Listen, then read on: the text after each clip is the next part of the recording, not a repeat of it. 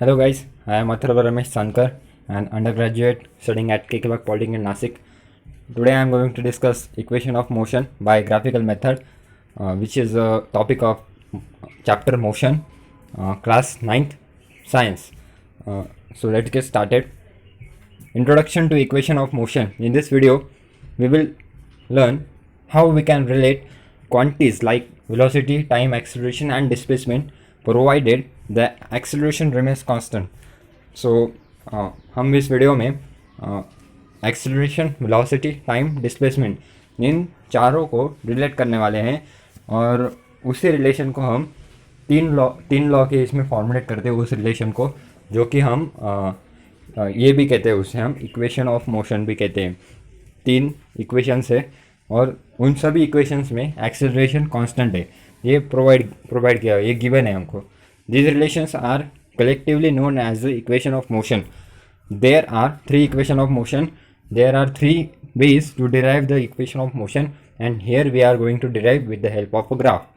तो तीन वेज है उन इक्वेशंस को डिराइव करने के लिए। तीन इक्वेशंस है इक्वेशन ऑफ मोशन के, और हम वो जो ग्राफिकल मेथड्स हैं हम उन्हें डिराइव करेंगे और उनके फॉर्मुलेट करेंगे उनको। ओके, सो जो हमें ग्राफ लगने वाला है उसको डिराइव करने के लिए वो ग्राफ यहाँ पर दिया गया है, graph for deriving equation of motion. तो इस ग्राफ में क्या है ये देखिए, एक वेलोसिटी टू टाइम ग्राफ है ये। तो यहाँ पर क्या है, इनिशियल वेलोसिटी v और फाइनल वेलोसिटी v और इनिशियल वेलोसिटी u।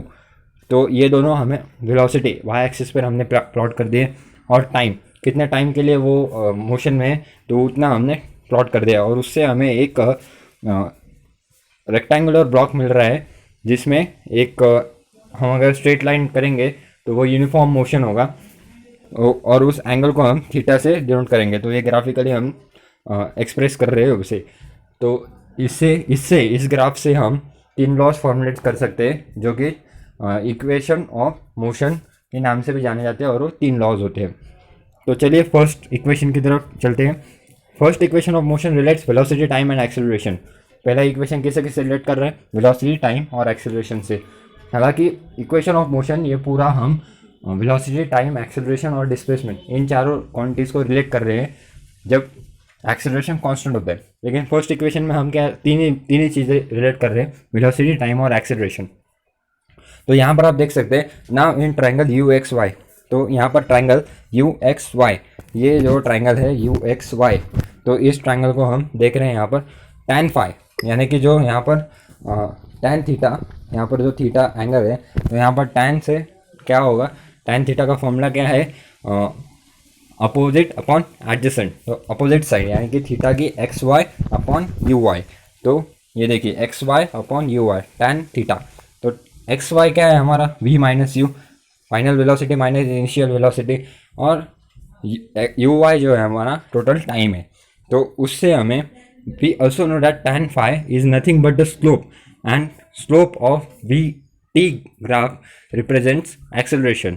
यानी कि ये जो स्लोप है, ये स्लोप है इस ग्राफ का, और वेलोसिटी टाइम ग्राफ का जो स्लोप है वो हमें पता है कि वो एक्सेलरेशन है। तो हम उसके वैल्यूज़ पुट करेंगे, tan phi की वैल्यू हम एक्सेलरेशन से पुट करेंगे, और जब आप इन सबको रिलेट करते हो तो फॉर्म उसको सॉल्व करते हो तो आपको v equals u plus A T.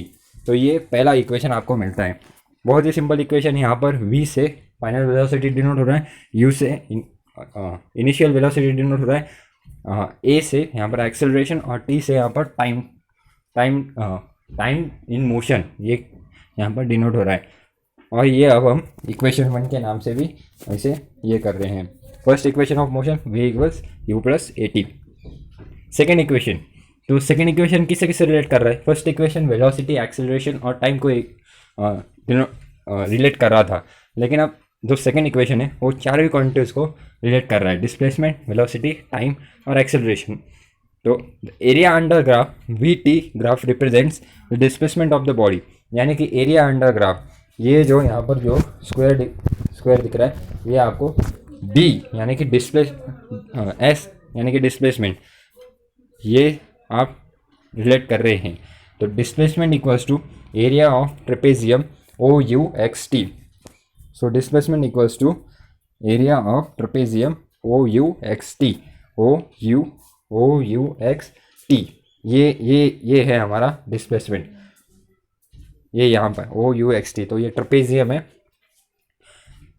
तो एरिया ऑफ ट्रपेजियम क्या होता है? 1/2 into sum of parallel slides into height.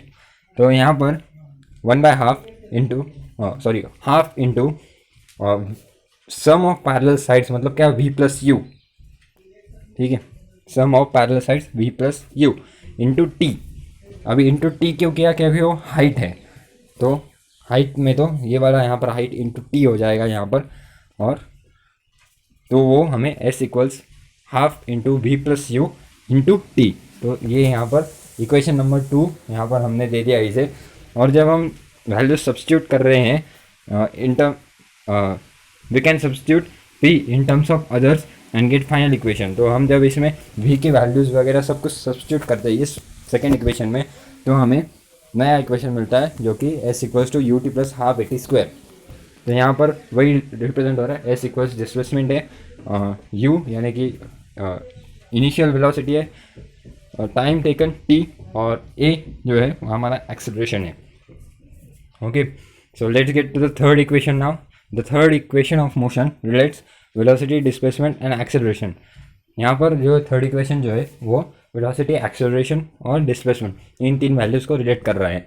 देखिए, पहला जो इक्वेशन था वो हमारा 3 वैल्यूज़ को ये कर रहा था, वेलोसिटी, टाइम और एक्सेलरेशन।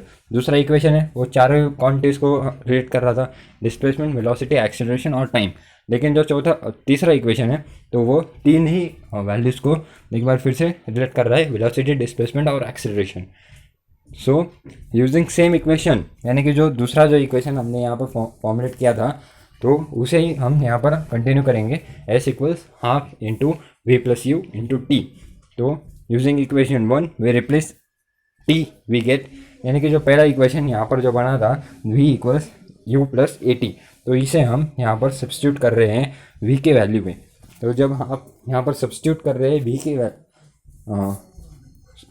के वैल्यू में, T के वैल्यू में आप सब्स्टिट्यूट कर रहे हैं, तो ये देखिए T के जगह पर यहाँ पर V माइनस यू अपॉन ए आ गया। तो जब आप ऐसा कर रहे हैं और फिर उसे फॉर्म सॉल्व करते हैं, तो आपको V square equals you square plus 2AS, ये वाला आपको इक्वेशन मिल रहा है।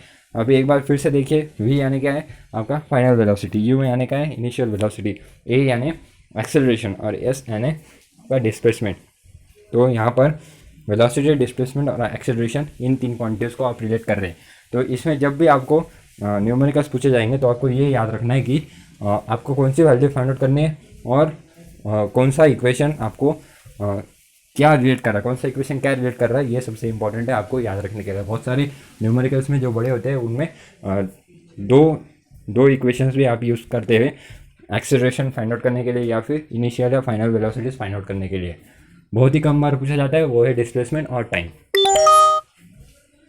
Okay, applications of equation of motion. So now that we have seen that all the 3 equations of motion, we use them to solve kinematic problems.